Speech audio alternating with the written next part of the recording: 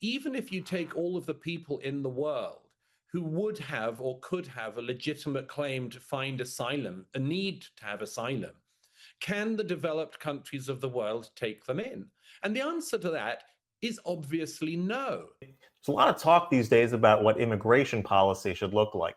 Take a look at this great clip over here with Douglas Murray talking on Sky News. So we'll watch it together and then talk about it. But first, hit that subscribe button over there in the corner. We'd love to stay in touch. Check this out. Oh, absolutely. And I recall earlier this year, the Vice President, J.D. Vance, having an argument with Margaret Brennan, I think it was, from CBS about the vetting of these Afghan asylum seekers. And it was just almost taboo to suggest that they weren't all carefully vetted and an asset to the country, when obviously when you're bringing in plane loads in a crisis with the Taliban taking over the country, of course there's going to be people who are not properly vetted, Douglas.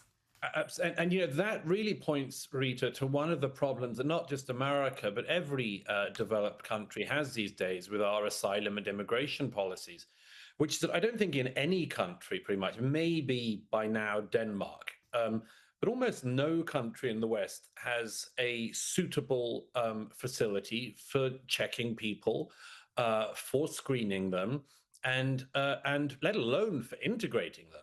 I mean, just last week we spoke about the Somali community in Minneapolis. Thousands and thousands of people from perhaps the most war-torn country, if you can call it a country, in the world, that's been in just unbelievable civil war and strife and violence and unrest for decades now. Were all of the Somalis who allowed into the US, as allowed into Europe, carefully screened and individually vetted? Is there any facility to do this? Does anyone know how you screen people to make sure, for instance, in the case of the Somali community, that they're not committing massive welfare fraud and sending money back that's American taxpayer money to people at home, including members of al-Shabaab and other al-Qaeda-linked jihadist groups? Is there any way to check that of the tens of thousands of Afghans, none of them are going to go, as the president put it, cuckoo, and shoot dead a woman who's serving her country in the American capital? And I think the answer to that is no. And we should have such systems. We certainly should have such systems if we're going to bring in very large numbers of people to Western countries at this speed. Well, President Trump is certainly not mincing his words, Douglas. In a lengthy statement on Truth Social, he had this line, which I thought was very interesting. He said, "Even as we have progressed technologically, immigration policy has eroded those gains and living conditions for many."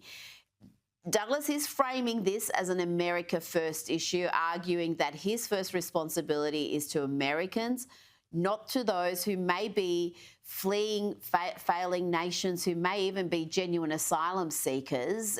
He seems to be drawing a line that American living standards and what's good for people already in America should be the top priority.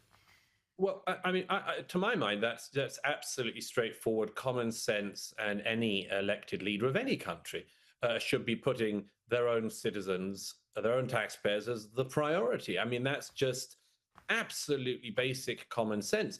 The thing that follows on from this, though, and the question which I think all of us of any political side or none has to think about, is one I have tried to make people address, or even just think about, for many years now, which is, even if you take all of the people in the world who would have or could have a legitimate claim to find asylum, a need to have asylum, can the developed countries of the world take them in? And the answer to that is obviously no.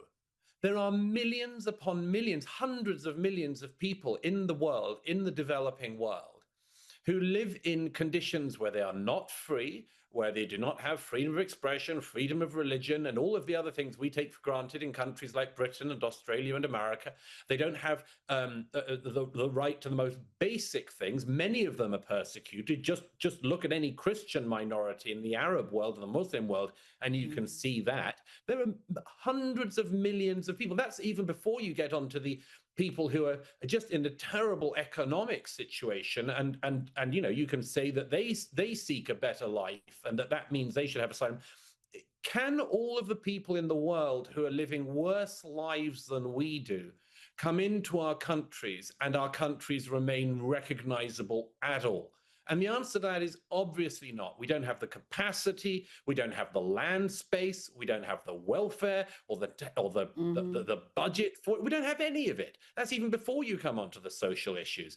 So I'm afraid that what we're seeing at the moment, in part, is a response to the people who have presumed for more than a generation that it is although yes, there are extreme cases of asylum that governments across the developed world can put in place, the incredibly specific ones, Yazidis fleeing actual genocide in the 2010s, for instance.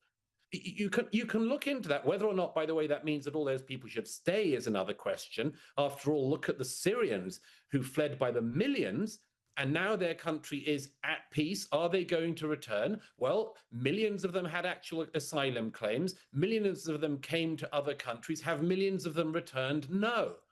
And so, what we're seeing at the moment is the response to a period that, frankly, was just la-la land, and in which government upon government just did not have the facilities they needed in place to even vet the people coming in. It doesn't matter which country you look at, Canada, America, Australia, Britain, France, Italy, Germany, we're all suffering from the same problem. And it's a problem that comes after a period of mass delusion and self-deception.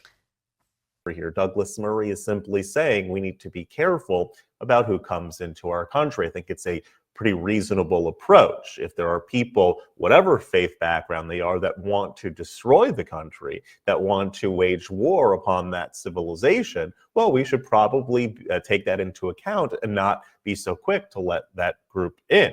There should be ways in which we can manage the immigration policy in the country. Why is it that in our country there are many people that are siding with this ideology and people marching through the streets and chanting for jihad? Why is that something that we are okay with under the guise of not wanting to fall under Islamophobia?